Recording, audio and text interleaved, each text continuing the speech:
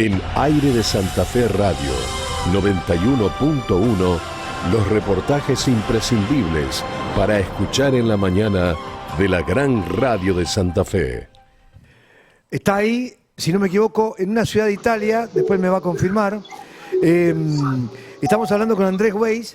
Primero quiero saber si nos está escuchando bien. Antes de arrancar, no voy a hacer que le haga toda la introducción a la nota. Y me ha pasado. Andrés, ¿me recibí bien? Perfecto. Sí, perfecto, te escucho. Sí, bueno, escucho perfecto. Mi nombre es Luis, estamos con Agustín, está Beba, está Facu, somos Aire de Santa Fe y gracias por este tiempo. Muchísimas gracias, de verdad, por este tiempo que va a ser fundamental para entender varias cuestiones. Escucho un ruidito a cucharitas, ¿hay un café ahí dando vueltas? En realidad no llegué a volver a la oficina porque me agarró un diluvio y terminé en un café. No quería dejar de tener la nota, así que me senté en un café para poder atenderlos. ¿Y estás en Roma? No, ahora estoy en Liguria. Estuve hasta la semana pasada en la reunión anual de todos los directores de Médicos Sin Fronteras, que fue en Suiza, y me quedé unos días más y ya me vuelvo, a final de esta semana me vuelvo para Argentina. Bueno, sos de Argentina, ¿dónde naciste? De Buenos Aires. Viví casi toda mi vida, bueno, algunos años viví afuera, pero soy de Buenos Aires y vivo en Buenos Aires ahora. Bien. Tengo algún dato, vos me corregís. Algo como que estuviste en Haití 2 veces, en India, estuviste en una misión conjunta en Grecia, estuviste en los Balcanes, en Afganistán, en Irak, en Yemen, en Sudán, entre tantos otros países. ¿Por qué hago esta pequeña introducción? ¿Di bien los datos? ¿Son correctos? Sí. Algunos más también, pero sí, en general sí. Sí, traté de dar los datos más importantes. ¿Por qué digo esto? Porque en el contexto, no quiero comparar, porque todo tiene su diferencial, pero ¿cómo encontrás esta situación de Gaza? Como, por ejemplo, algunas graves, muy graves, que ocurrieron en el 2008, en el 2009, en Haití, recuerdo que fue un hecho brutal lo que pasó. ¿Cómo lo valorizás a esta situación de Gaza? A ver, como bien decís, en 2010 en Haití fue el terremoto, que fue un terremoto muy serio. En Afganistán, el hospital de Kunduz, un hospital de Médicos Sin Fronteras, fue bombardeado. Distintas situaciones en distintos momentos. De hecho, Sudán en este momento está transitando una guerra civil muy terrible, muy cruenta. Lo que pasa hoy en día en la Franja de Gaza combina dos cosas. Por un lado, combina una situación que a nivel humanitario es muy terrible. ¿Por qué? Porque es un lugar que quedó aislado, que quedó restringido y bloqueado su acceso. Quiere decir que hay 2.200.000 personas, hay mucha gente, 2.200.000 personas, ¿no? Que viven en la Franja de Gaza y que ahora están en una situación de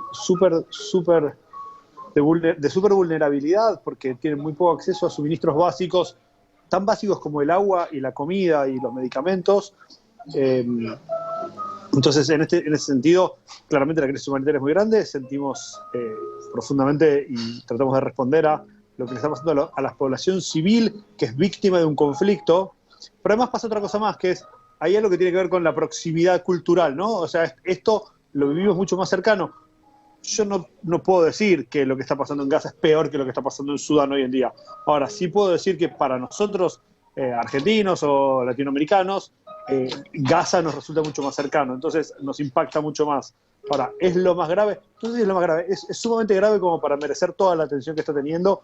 Es sumamente grave para merecer que haya un pedido muy fuerte de que haya un alto al fuego, de que se respeten la vida de los civiles, de que se dejen de bombardear instituciones sanitarias, hospitales, de que se salvaguarde la Convención de Ginebra, que la Convención de Ginebra es lo que le pone leyes y reglas a los conflictos armados.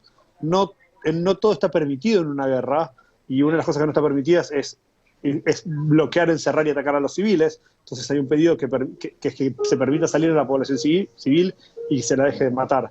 Entonces, en ese sentido, el conflicto de la Franja de Gaza, sin dudas, es algo que merece toda nuestra atención y merece que pongamos el foco. Ahora, ¿es lo único? No sé si es lo único. Hay otras cosas que pasan también. ¿Nos estás viendo bien? ¿La imagen te llega bien de nosotros? Perfectamente, sí, la veo perfecta. Al medio estamos con una cámara en vivo. Ese es el límite entre Israel y Gaza. Tremendo. A ver, nosotros como organización, y es nuestra postura y fue nuestra postura siempre, somos una organización que somos neutrales frente al conflicto. ¿Qué significa esto? Significa que esto entre comillas, ¿no? Digo, que se entienda el contexto. A mí no me interesa el conflicto, sino me interesa el resultado del conflicto. A mí me interesa que hay personas que son víctimas de una disputa entre distintas facciones, entre distintos grupos, entre distintos países, ya sea en Gaza, sea en Ucrania, sea en Haití o sea en Sudán. Entonces mi objetivo es tratar de brindar respuesta y atención a las personas que están atrapadas en este lugar. Gaza es un lugar donde el 55% de la población es menor de edad. O sea, tenés 55% de 2.200.000, que es como 1.400.000 chicos. ¿Sí? Son chicos menores de edad que están ahí y son víctimas de lo que está pasando. No tienen parte en ninguno de los dos lados. La mirada cambia totalmente con el dato que me está dando, porque esos chicos han perdido a sus padres probablemente, y ¿qué? A ver, termina la guerra, ojalá pronto o cuando sea. ¿Qué tienen como futuro? Es decir, tendrán que llevar adelante una vida sin lo que significan los padres. El mundo está lleno de lugares que son el resultado de un conflicto y que cuando el conflicto pasa deja de estar en el foco. El terremoto de Siria, que fue a principios de años, lo recordarán, fue un terremoto en un país en guerra. Bueno, Siria sigue siendo un país que fue víctima de lo que pasó, pero probablemente ya haya dejado de estar en los medios de comunicación, dejó de estar en el foco de la opinión pública, pero no dejó de pasar. Pero recordemos que ahí, después del terremoto que fue devastador, hubo una elección tremendamente importante para saber si continuaba o no el presidente que estaba. Así, es como que la vida sigue y la vida deja sus huellas, porque esas son huellas muy duras. A mí siempre me impresionó mucho la resiliencia de las personas. Esto me pasó en muchos lugares, pero me lo recuerdo muy bien en Irak. Irak, Mosul. Mosul era la ciudad originaria de Saddam Hussein, que fue una ciudad ocupada por el ISIS y arrasada por la guerra contra el terrorismo, la guerra contra Irak, la guerra contra Siria. Y la ciudad quedó en pedazos, o sea, no quedó nada. Y yo llegué 6, 7, 8 meses después de la guerra y la gente trataba de volver a vivir una vida. Trataba de volver a salir, ir a la escuela, ir a un café, tratar de vincularse con otros. Es como que la vida continúa, es la casa de alguien. Y esto lo vivimos mucho con nuestro personal. O sea, los colaboradores, los empleados de Médicos Sin Fronteras, el personal que trabaja, en este caso, en Palestina, en Gaza, el personal internacional, o sea, la gente que es de otro país, que está bajo el mandato de la organización y hay que tratar de salvarlos, de protegerlos o de al menos de garantizar su seguridad. Ahora, el personal que es local de ese lugar decide por su propia vida, o sea, yo no le puedo decir te quedas o te vas, es su casa, es su país, es su familia, más allá que su trabajo, también es el lugar donde está viviendo. O sea, el hospital de Médicos Sin Fronteras al norte de Gaza, que es un hospital con 700 camas, tenía 3.000 pacientes. 3.000 pacientes es muchísimo, o sea, tenía casi 6 personas por cama. Entonces, ahí es cuando uno dice, ¿qué le puedo pedir? Le digo, haz lo que te parezca.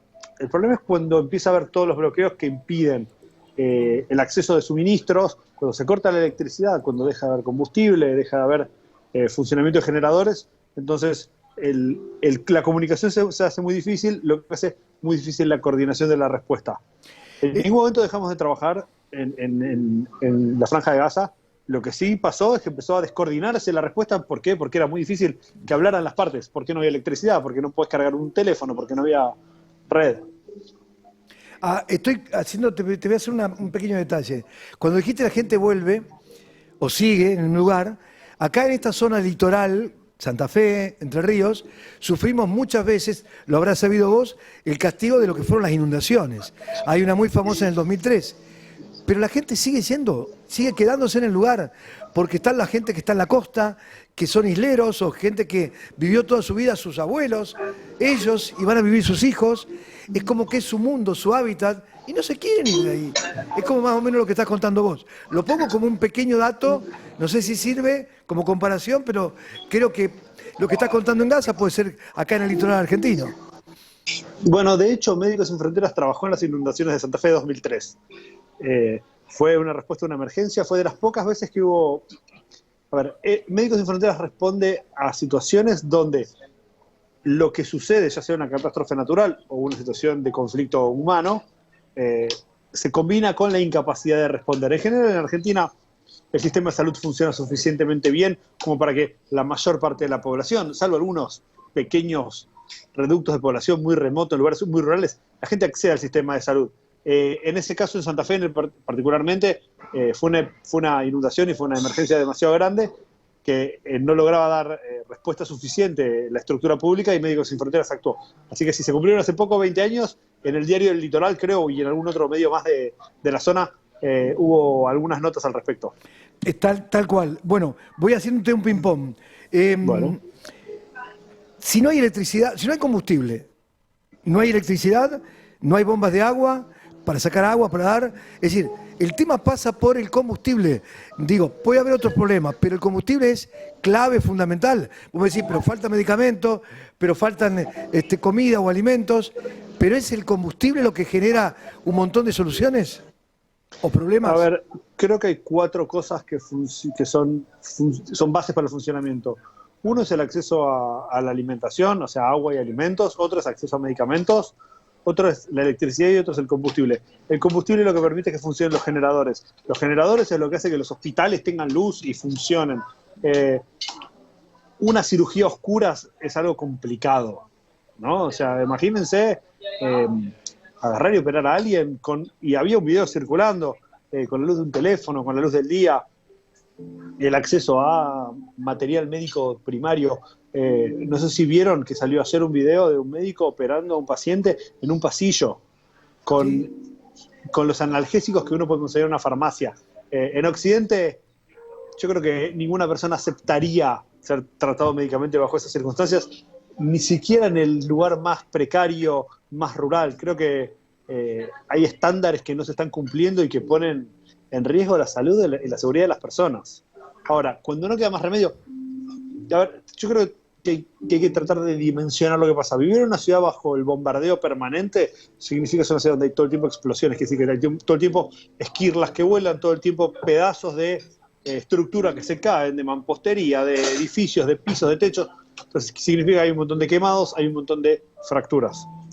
Esto hay que tratarlo, digo. O sea, una fractura expuesta de una pierna, aunque no te vayas a morir, es algo que necesita una respuesta inmediata. Y si no están los recursos, si los recursos son los mínimos, se hace lo que se puede con lo que hay. Bueno, lo que se puede con lo que hay está haciendo menos de lo que es un estándar aceptable.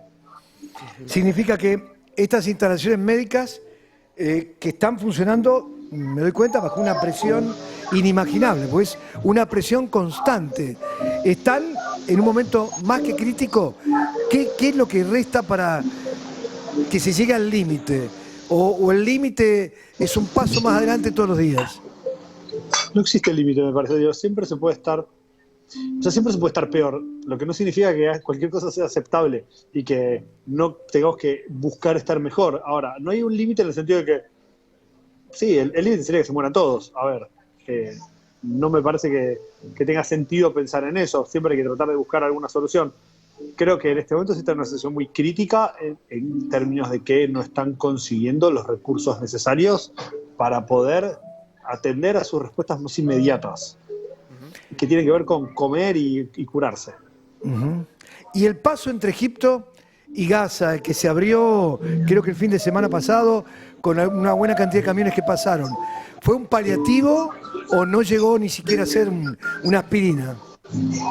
A ver, las dos cosas a la vez. O sea, un poco fue un paliativo en el sentido de que es la sensación, o al menos es el primer paso hacia una apertura de una frontera, es el primer paso hacia pasar a una idea de que pueden empezar a entrar suministros y ayuda humanitaria. Ahora, en términos del volumen y de las cantidades, 54 camiones para 2.2 millones de personas, digo, no hay que ser ningún genio para darse cuenta de que es poco. Claramente. Ahora, hay médicos que han corrido la desgracia de fallecer, hay personas que han arriesgado su vida en este contexto, porque como hay bombardeos mediante, debe haber trabajadores sanitarios o debe haber médicos que también han perdido la vida. ¿Ustedes han tenido bajas en Médicos Sin Fronteras?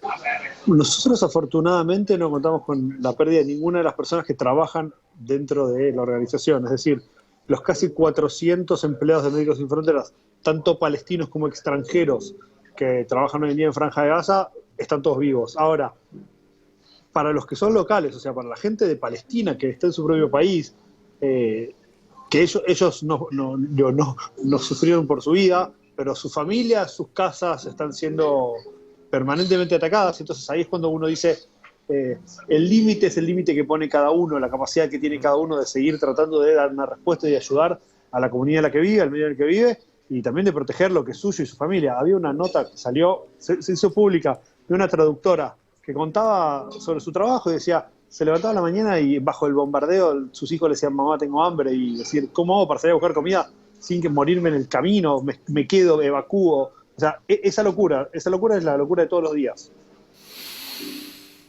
Muy fuerte, muy fuerte. Ahora, ante la falta quizá de material quirúrgico y otros elementos, ¿estamos ante la posibilidad de un colapso del sistema sanitario?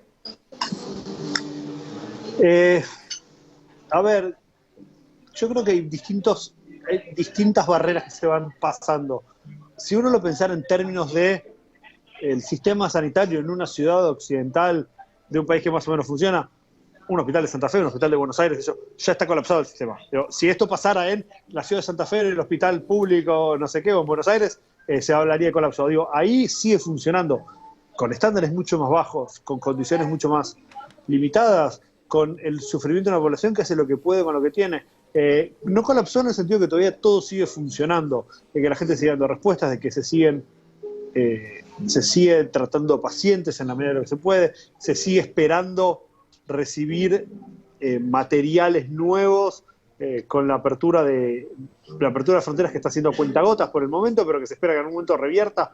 Nosotros como organización tenemos dispuestos del lado de Egipto, al lado de la frontera, personal y material disponible, listo arriba de camiones para que el día que digan pasen, vamos. Ahora, no depende de nosotros claramente, esa es una cuestión que está vinculada a los acuerdos políticos entre distintas facciones que se dirimen en el conflicto y las que nosotros no tenemos nada que ver. Ese grupo entre chicos de 3, 7, 8, 10, 12 años, que uno en algunas imágenes los ve caminar solos, los ve hasta llorar desconsoladamente, ahí ustedes también llegan con alguna cuestión de apoyo, o solamente son operaciones que ya son muy importantes, o es la parte quirúrgica. A ver, Médicos Sin Fronteras es una organización médica humanitaria.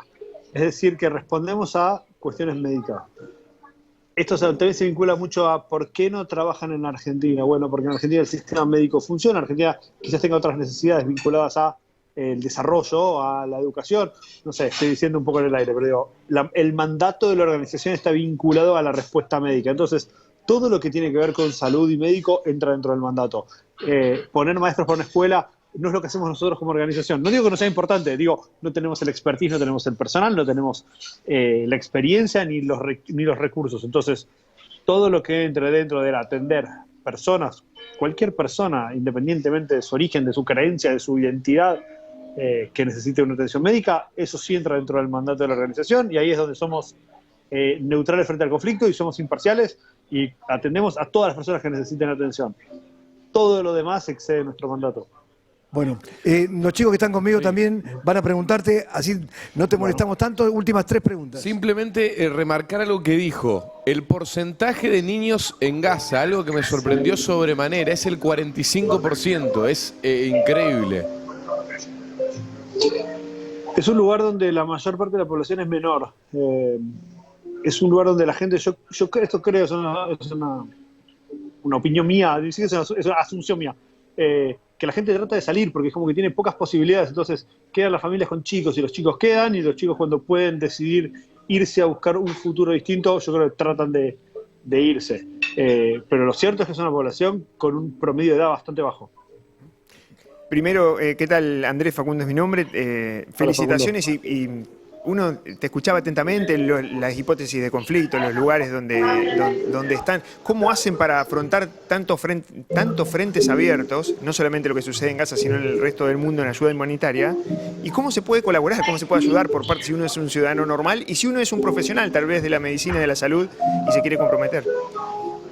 Bueno, Médicos Sin Fronteras tienen en el mundo 63.000 empleados. O sea, hay 63.000 personas que todos los días trabajamos para que esto funcione, para que esto exista. Es una organización multidisciplinaria, es decir, no solamente hay médicos. Para que se den una idea, es como un hospital esto. Uno va a un hospital y en el hospital hay médicos, pero también hay enfermeros, también hay psicólogos, pero también hay administración, recursos humanos, mantenimiento, logística, finanzas. O sea, hay un montón de gente que hace que esto funcione, además del médico que trata al paciente. digamos, extrapolemos esto y agrandémoslo un poco más, pero la lógica de funcionamiento es un poco parecida. Hay médicos y hay enfermeros que tratan pacientes en primera línea y después hay un montón de gente que hacemos que esto funcione todos los días. Yo soy economista, no soy médico, entonces digo, lo que hacemos es un poco es ocuparnos de que esto de alguna forma pueda funcionar. Esto para decir que si uno quiere acercarse no tiene que ser necesariamente médico, tomamos perfiles, distintos perfiles, tenemos distintas profesiones de gente que trabaja dentro de la organización. Yo creo que la forma más fácil a la gente que le interesa es que vaya y vea la página web, que es www.msf, de Médicos Sin Fronteras, msf.org.ar. Ahí, primero de todo, van a poder ver todo lo que hacemos en todos los distintos contextos, no solamente en la Franja de Gaza, sino también en el Darién, que el Darién es la selva que separa Panamá de Colombia, que es por donde pasan los migrantes desde Sudamérica hacia Centroamérica en la ruta hacia Estados Unidos, y todo el tema de los migrantes. Lo van a poder ver lo que hacemos en el Mediterráneo, con todos los migrantes del Mediterráneo, que hace unos meses estuvo bastante en los medios de comunicación. Afganistán, que ahora en día está atravesando un terremoto muy severo. Sudán y la guerra que ya comenté, la guerra civil que ya comenté. Haití, que es un país que está con una situación de violencia extrema. Y todos los distintos contextos. Tenemos gente de 150 países, trabajamos en más de 70 países distintos, así que si se acercan a la página web pueden ver lo que hacemos y además si quieren colaborar, desde ahí pueden colaborar y además si quieren vincularse y trabajar con la organización, ahí están todos los detalles y requisitos. ¿Viva? Bueno, quería consultar, más allá de todas estas cuestiones que mencionabas, Andrés, acerca de las heridas de guerra en sí, ¿qué ocurre con las mujeres embarazadas y los niños recién nacidos? ¿Tienen algún lugar o son asistidos? ¿También tienen los elementos para asistirlos? En teoría sí, en la práctica depende. O sea, en teoría me refiero, existe toda una estructura y todos unos protocolos para responder a situaciones de este tipo, no solamente en la Franja de Gaza, también pasa lo mismo en el Darién, o sea, en el medio de la selva de Colombia y Panamá, donde hay mujeres que dan a luz. Ahora, después, ¿cómo se implementa esto? Bueno, depende mucho de las condiciones específicas de cada lugar. Probablemente cuando todo está más o menos calmo se puede, cuando empiezan los bombardeos muy fuertes es más difícil. Lo mismo es válido para los enfermos crónicos, por ejemplo, gente que tiene que hacer, no sé, diálisis, por ejemplo, o cosas por el estilo. Todo esto está cubierto, en tanto en cuanto se puede cubrir. Después, cuando empiezan a caer bombas, también cada uno hace lo que puede. Sí, obviamente, claro. Bueno, pero también me refería a esto de, bueno, imagino que se requieren equipos también un poco más complejos que llevan electricidad y bueno, también es una complicación. Bueno, claro, ahí es donde está el pedido de que permitan el ingreso de suministros para volver a funcionar de una manera más o menos normal. A ver, de vuelta, y acá esto es uno de los grandes llamados de Médicos Sin Fronteras, es dejen que tiene que dejar de ser un blanco militar de un conflicto un hospital. Los hospitales tienen que estar protegidos, son lugares protegidos. Y los civiles tienen que ser protegidos del conflicto, no pueden ser blancos del conflicto. Entonces tienen que garantizarles una salida segura y tienen que parar el derramamiento de sangre. A ver, lo dice Médicos Sin Fronteras, no lo dice exclusivamente Médicos Sin Fronteras. Escuchamos a Naciones Unidas, a otros organismos internacionales, Cruz Roja, todos decimos más o menos lo mismo. Traten de respetar la vida de los civiles y traten de respetar la seguridad de los hospitales. Esta es la imagen de un hospital. Vamos a ponerla, te la pongo en pantalla completa para despedir la nota. Esto es en este instante en Gaza, las 16:03 en este momento. Ahí es el frente de donde hay un montón de personas esperando del hospital Khan Younis en Gaza. Y es una manera de que ahí puede haber gente de Médicos Sin Fronteras trabajando en este momento, Andrés. Es posible. No sé exactamente en ese, pero a ver, tenemos un hospital propio y además asistimos 3 hospitales más. A ver, lo que quiero que la gente también un poco entienda es, para la población de una situación en conflicto, de un lugar en conflicto, un hospital es un lugar seguro. Es la percepción individual. O sea, si uno viviera en un lugar que está siendo bombardeado, sentiría que un hospital es un lugar seguro. Entonces, en los hospitales hay un montón de gente que se junta. ¿Para qué? Para protegerse, para que no ser bombardeada. Entonces, había en unos hospitales, el que mencionaba antes, que tenía 3.000 pacientes para 700 camas, además había 40.000 personas que estaban tratando de buscar resguardo a los ataques. Entonces, garantizar la seguridad de los hospitales es también permitirle a la población civil encontrar lugares donde puede protegerse. 3.000 para ser atendidos y ese número que dijiste... 3.000 ingresados en un lugar con 700 camas. Ajá. 7 por 4, 28, o sea, 4 personas y media por cama. Por Dios. Y con todo lo que genera saber que en Todos cualquier heridos momento... de guerra, o sea, heridos maduras, claro. No, porque Los conflictos armados son muy tristes. muy complicados, porque esto va todo muy rápido. Y va todo muy rápido, además es una escalada de la violencia y muy seria. O sea, digo, sacando esto porque no quiero que parezca que el único conflicto del mundo es la Franja de Gaza.